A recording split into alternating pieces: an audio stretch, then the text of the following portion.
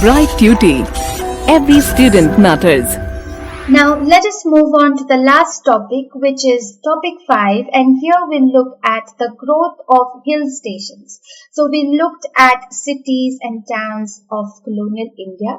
Apart from the cities, there were also emergence of hill stations and cantonments in the same period. Okay, so let's look at that.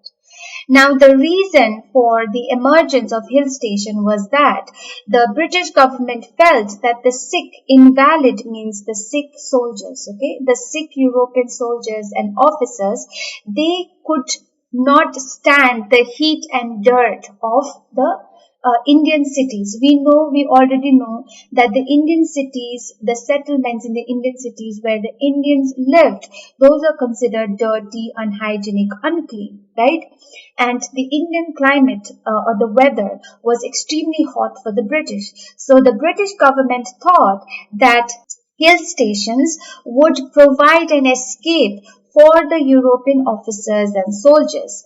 And in hill stations, by going to hill stations and living in hill stations, they could recover from the heat and disease of the tropics or of India. Okay. So with that kind of idea, new hill stations were set up, okay, in newly acquired areas, alright. So some of the hill stations here we can talk about is Mahabaleshwar, Cherrapunji, there's also Darjeeling, Mount Abu, Shimla, etc.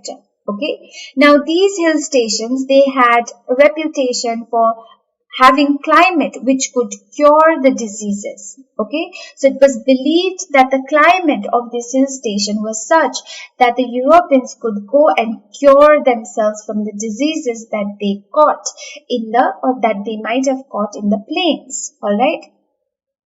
So the hill stations were developed to serve as the nurseries of the ruling race or the British or the Europeans. Nursery means where they were given care, where a proper care was provided for the nurture, for the development of for the growth of the and health of the Europeans. Alright. Now in the hill stations there were more British population than in the plains. Why? Because in the plains in the 19th century and early 20th century, there were two main events and also other events which challenged the British government. Events like the revolt of 1857 and the Jallianwala Bagh or the disturbances in Punjab in 1919. Okay, so these events occurred in the plain areas, all right, and that had caused alarm within among the British officials. So now the British government tried to look for places which were away from the plains, away from areas which often saw revolts, which often saw rebellions from the natives. Okay, so hill stations, they thought, would provide them security from occasional riots, from occasional rebellions and revolts. Okay. And they also thought that in the hill stations, the British women could raise their children and their family in safety. Okay, and because in the hill stations, the British women raised their families and children, boarding schools were built where the children received education. Okay, now important hill station of the colonial period is Shimla. We all know that, right? Shimla was also the imperial summer capital in India. Okay. It was established in the 19th century on a site which the British acquired at the end of the war, the Gorkha War, okay, which was fought with Nepal between 1814 to 1816. Okay. So Shimla became the seat of imperial government and it was also called the summer capital of British India. Now here the railway line called Kalka-Shimla railway line was also built, okay, for connectivity and proper network and access within Shimla. Now this railway line has been declared as the World Heritage by the UNESCO. Now hill stations not only in Shimla but across India became summer capitals of the provincial government. Like for example, Darjeeling became the summer capital for the province of Bengal. Okay, uh, for Bombay, for the province of Bombay, Mount Abu or Mahabaleshwar became the summer capital of the province of Bombay. Okay, in the similar manner, Uttakamand or Uti became the summer capital for the province of Madras. All right.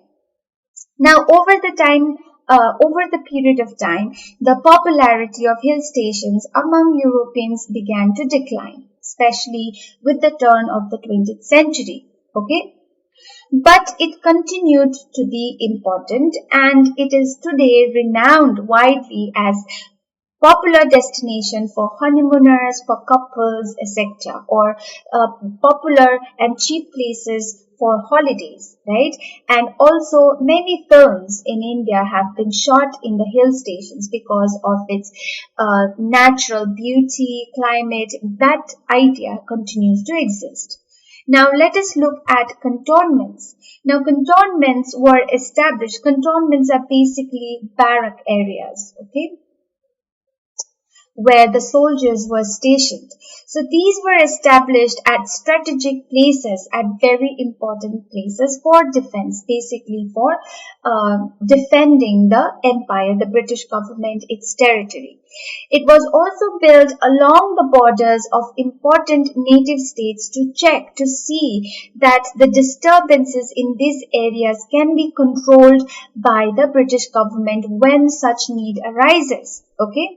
In 1765, Robert Clive initiated the building of cantonments. Okay, he started the building of cantonments. At present, there are 62 cantonments in India, all across the country. And the largest of the 62 cantonments is at Bathinda. Okay, that is the largest cantonment which exists in India. In the 18th and 19th century, the most important cantonments lied or were situated at Lahore, Peshawar, Firozpur, Agra, Bareilly, Jalandhar, Jhansi, Nagpur, Bombay, Calcutta, Madras, and Delhi. So you see, these were strategic places, very important places. All right. So there, the cantonments were set up by the British government. The Director General of Defence Estates administers the cantonments and manages the defence land both inside and outside the cantonment. So the Director General of Defence Estates is responsible for the administration and the management of the cantonment areas. Okay. The cantonments are administered by the cantonment boards. Now there are cantonment boards which look after the overall administration of the cantonments. The cantonment boards are autonomous bodies. They are independent bodies and they function under the central government in the Ministry of Defence. Okay. Although they function under the central government, but they are autonomous body. All right, they are autonomous body. The central government provides financial assistance for the upkeep and the administration of the cantonment.